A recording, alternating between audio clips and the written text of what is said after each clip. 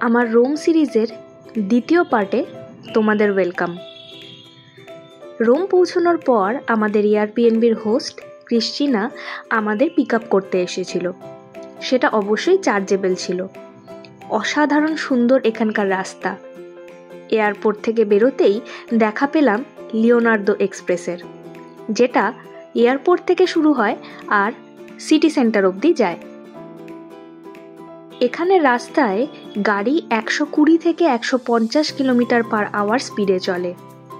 20 minute ড্রাইভের পর আমরা পৌঁছে গেলাম আমাদের এয়ারবিএনবিতে, যেটা ছিল আমাদের কনফারেন্স ভেন্যুর একদম পাশে। নাম অরেলিয়া সানসেট হোম। ভীষণ সুন্দর সাজানো গোছানো একটা অ্যাপার্টমেন্ট, সব রকমের অ্যামিনিটি সহ।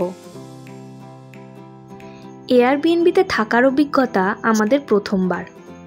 এটা হলো লিভিং এরিয়া, বেশ বড়, খোলামেলা। এর পাশেই রয়েছে একটা বেডরুম। ক্রিস্টিনা নিজের হাতেই এই এয়ারবিএনবির দেখাশোনা করে।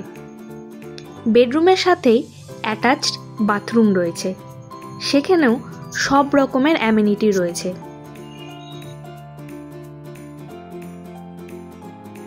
বাড়ির প্রত্যেকটা কোণেই এমনভাবে জানলাগুলো সেট করা যাতে ন্যাচারাল লাইট সেই বাড়ির মধ্যে আসছে আর সেই জায়গাগুলোকে আরও সুন্দর করে তুলছে।